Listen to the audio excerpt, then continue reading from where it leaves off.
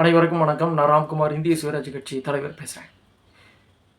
அதாவது இன்னைக்கு விஜய் ஜெயிச்சு ஒரு முதல்வராக இருக்கார். இந்த இந்த வெற்றி நான் எப்படி பார்க்குறேன்னா, முழுக்க முழுக்க இது பாஜகவின் வெற்றி, இவி மிஷினோட வெற்றி. இதுதான் ஊர் பூரா பேசிக்கிறாங்க. தெரிய ஒரு விஷயமும் இதுதான். அதாவது ஒரு தொகுதியில் 20,000 பேருக்கு மேலே விஜய்க்கு ஓட்டு கிடைக்கிறது ரொம்ப ரொம்ப கஷ்டம். அப்படி இருக்கும்போது ரொம்ப ரொம்ப லீடிங்கில் வந்திருக்கார். இது பிஜேபி ஆர்எஸ்எஸோட சதி தான், பிஜேபியோட பினாமி ஆட்சி தான் தமிழ்நாட்டில் நடக்குது. இதற்கு எடுத்துக்காட்டுகள் நிறையா வந்துட்டு இருக்கு.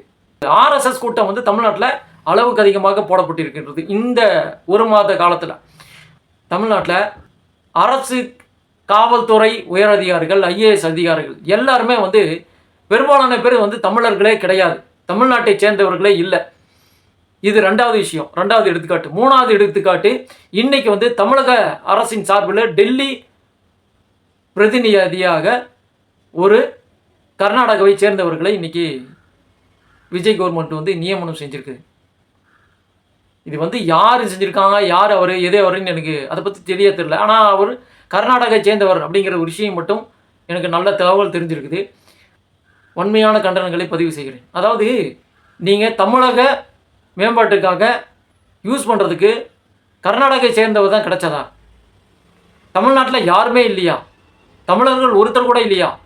எத்தனை பேர் வருஷம் வருஷம் ஐஏஎஸ் பாஸ் பண்ணி வராங்க, ஐபிஎஸ் பாஸ் பண்ணி வராங்க? ஏன் அவங்களெல்லாம் போட வேண்டியதானே, நியமிக்க வேண்டியதானே? சென்ட்ரல் கவர்மெண்ட் தான் சொல்கிறேன் முழுக்க முழுக்க கேட்குறீங்க. ஓ, நீங்கள் பிஜேபி காரங்கள்ல தாவேகா பிஜேபின்னு போட்டுக்கலாமா ப்ராக்கெட்டில்? இல்லை டைரெக்டாக தாவேகா பிஜேபின்னு எழுதி போட்டுக்கலாமா? ரொம்ப தப்பாக இருக்குங்க. அதாவது ஓட்டு போடுறதுக்கு முன்னாடி ஒரு வார்த்தை பேசுகிறீங்க, ஒரு பேச்சு பேசுகிறீங்க, ஒரு வாக்குறுதி சொல்கிறீங்க. ஓட்டு போட்டதுக்கப்புறம் உங்களுடைய உண்மையான சுயரூபத்தை முழுசாக காமிக்கிறீங்க. ரொம்ப ரொம்ப நம்பிக்கை துரோகம் செய்கிறீங்க. மக்களை முழுசாக ஏமாத்துறீங்க, நம்ப வச்சு கழுத்து இருக்கிறீங்க. தமிழ்நாட்டில் எத்தனை கோடி இளைஞர்கள் வேலை வாய்ப்பு இல்லாமல் வேலை இல்லாமல் இருக்கிறாங்க. நிர்மல்குமார் மின்சாரத்துறையில் 15,000 பேரை மீண்டும் பணிக்கு எடுக்கிறோம் அப்படின்னு சொல்லியிருக்காரு. ஆனால் அந்த 15,000 பேரில் எத்தனை தமிழர்கள் எடுக்க போகிறீங்க அப்படிங்கிறது தான் தெரியல. கட்டாயமாக சொல்கிறேன், தமிழர்கள் தமிழ்நாட்டு வேலை வாய்ப்பு தமிழர்களுக்கு மட்டும்தான், வேற யாருக்கும் கிடையாது.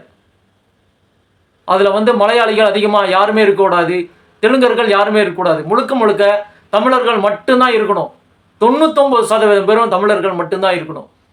தமிழின் நீட்சியாக கட்டாயமாக நீங்கள் செயல்படுங்க. நிஜமாக சொல்கிறேன்.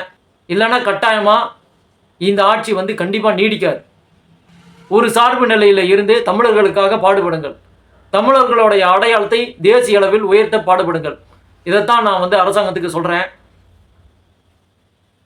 தமிழர்களுடைய வேலை வாய்ப்பு தமிழர்களுக்கு மட்டும்தான், வேற ஒருத்தருக்கும் கிடையாது. இதை மனசில் வச்சுக்கிட்டு சிஎம் விஜய் அவர்கள் செயல்பட வேண்டும் என்று வலியுறுத்தல் செய்கிறேன். மொழி புரியாத, பாஷை புரியாத, நம்மளுடைய அடிப்படை சூழ்நிலை புரியாத ஆட்களை இங்கே வேலைக்கு வச்சு அந்த ஒரு பதவியில் போட்டு எந்த பிரயோஜனமும் கிடையாது. அவன் முழுக்க முழுக்க ஹிந்தியில் பேசுவான். முழுக்க முழுக்க ஹிந்தியை நாமளும் கற்றுக்க வேண்டியதா சூழ்நிலை வரும். அப்புறம் ஹிந்தி எழுத சொல்லுவாங்க. அப்புறம் பாரத் அப்படிம்பானுங்க, வித்யாஸ்ரீ அப்படிம்பாங்க. இதெல்லாம் தேவையில்லாத வேலை. தமிழர்களை வேலைக்கு வைக்கிறதுல உங்களுக்கு என்ன பிரச்சனை? முழுக்க முழுக்க தமிழர்களை தேர்ந்தெடுக்கணும். நம்மளுடைய உரிமை நமக்கு முக்கியம் அல்லவா?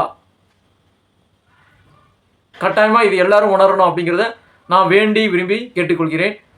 ஜனங்களே, தயவு செஞ்சு ரொம்ப தெளிவாக இருங்க. மீண்டும் சந்திப்போம். நன்றி, வணக்கம்.